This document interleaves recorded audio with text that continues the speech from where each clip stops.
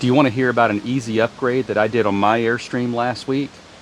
Stay tuned and I'll show you exactly what I did.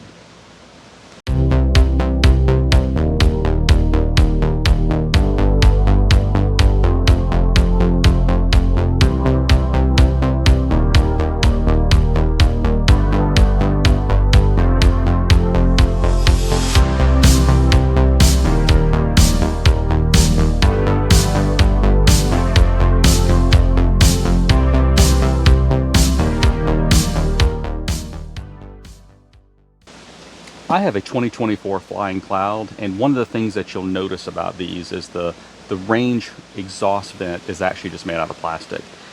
A lot of people have problems with these with the little plastic tabs breaking off, and then there's several fixes out there to replace those plastic tabs with something else, and it's a very inexpensive solution.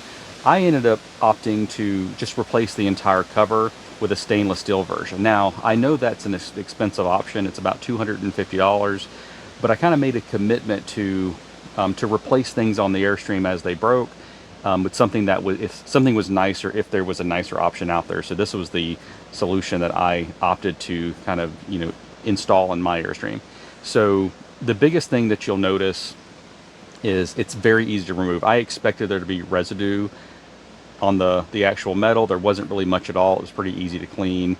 I recommend you can use the existing gasket that's on the back of the one that you're removing. I actually recommend replacing it. So what I did is I just took a little lens wipe like one of these, and I cleaned the area, made it nice and smooth, and then I put the gasket on there, and you'll see that it fit very nicely. It's all pre-cut, so there's really nothing to trim or anything to mess with there. And then all you're really doing is placing that in its place, and then putting the range cover on here. Now I do recommend when you go to clean this, do not don't just be very careful of the edges, because the metal here is pretty sharp, so just be careful when you're going around it. And I found it be quite sharp in some areas, just be mindful of that when you're doing it. And then put the gasket on there, and then make sure that's pressed in nice and tight, and then you can put the new range cover right on top of that, nice and even.